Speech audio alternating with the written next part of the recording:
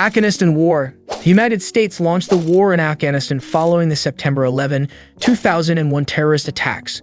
The conflict lasted 2 decades and spanned 4 U.S. presidencies, becoming the longest war in American history. By August 2021, the war began to come to a close, with the Taliban regaining power 2 weeks before the United States was set to withdraw all troops from the region. Overall, the conflict resulted in tens of thousands of deaths and a $2 trillion price tag. Here's a look at key events from the conflict. War on terror begins. Terrorists from Afghanistan, which was ruled by the Taliban, hijacked 4 commercial planes and crashed 2 into the World Trade Center towers in New York City, 1 at the Pentagon near Washington, D.C., and 1 in a Pennsylvania field. Al-Qaeda leader Osama bin Laden masterminded the attack that killed over 2,700 people. After the Soviet Union left Afghanistan in 1996, the Taliban were suspected of harboring Saudi bin Laden. On September 20, 2001, President George W. Bush ordered the Taliban to hand over bin Laden and other Al-Qaeda officials or share in their fate. They declined. On October 7, 2001, U.S. and British forces began Operation Enduring Freedom, a 5-day airstrike operation against Al-Qaeda and Taliban targets in Kandahar, Kabul, and Jalalabad.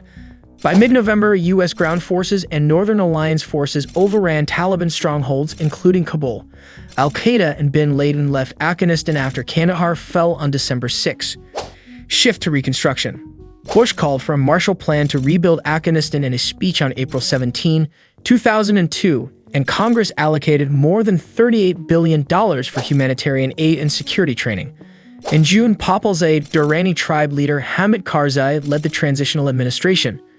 In 2003, Secretary of Defense Donald Rumsfeld declared major combat operations over in Afghanistan, but the U.S. military focused on Iraq, while 8,000 troops remained in Afghanistan as part of NATO's International Security Assistance Force, ISAF.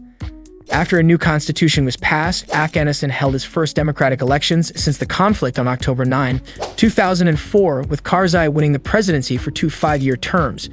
With the U.S. in Iraq, the Taliban regrouped and assaults increased as ISAF focused on peacekeeping and reconstruction. Troops surged under Obama. In a written statement made February 17, 2009, newly elected President Barack Obama committed to send 17,000 more U.S. troops to Afghanistan by summer to join 36,000 American and 32,000 NATO troops already there.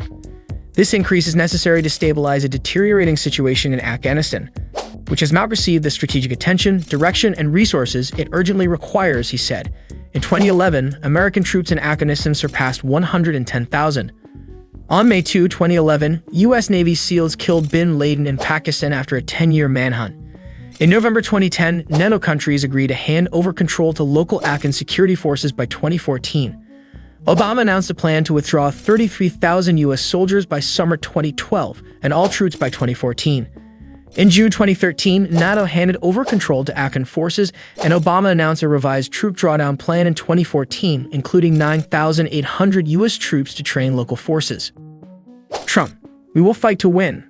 The Taliban bombed Kabul's parliament and airport and committed many suicide bombings in 2015. In his first months in office, President Donald Trump authorized the Pentagon to make combat decisions in Afghanistan.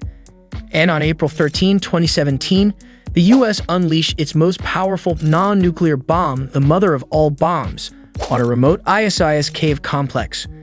Trump said American troops will fight to win in Afghanistan in August 2017. America's enemies must never know our plans or believe they can wait us out, he stated. We will attack, but one cannot say when. In February 2019, the U.S. began peace talks with the Taliban as terrorist assaults increased. The U.S. and NATO partners agreed to withdraw within 14 months if the Taliban promised not to harbor terrorists. After a Taliban attack killed a U.S. soldier and 11 people in September, Trump ended talks. If they cannot agree to a ceasefire during these very important peace talks and would even kill 12 innocent people, Trump tweeted. Despite Taliban attacks on Afghan forces and American airstrikes, the U.S. and Taliban struck a peace agreement on February 29, 2020. In September 2020, Afghan government officials resumed peace talks with the Taliban, and in November, Trump said that he would reduce U.S. forces in Afghanistan to 2,500 by January 15, 2021. Withdrawal of U.S. troops. The fourth president in power during the war, President Joe Biden, in April 2021, set the symbolic deadline of September 11, 2021, the 20th anniversary of the 9/11 attacks, as the date of full U.S. withdrawal from Afghanistan, with the final withdrawal effort beginning in May. Facing little resistance, in just 10 days from August 6 to 15, 2021, the Taliban swiftly overtook provincial capitals Kandahar, Mazar-e-Sharif, and finally Kabul. As the Afghan government collapsed, President Ashraf Ghani fled to the UAE, the U.S. embassy was evacuated, and thousands of citizens rushed to the airport in Kabul to leave the country. By August 14, Biden had temporarily deployed about 6,000 U.S. troops to assist in evacuation efforts. Facing scrutiny for the Taliban's swift return to power, Biden stated, "One was the fourth president to preside over an American troop presence in Afghanistan. 2 Republicans, 2 Democrats. One would not and will not pass this war on to a fifth." During the war in Afghanistan, more than 3,500 Allied soldiers were killed, including 2,448 American service members, with 20,000 plus Americans injured. Brown University research shows approximately 69,000 Afghan security forces were killed, along with 51,000 civilians and 51,000 militants.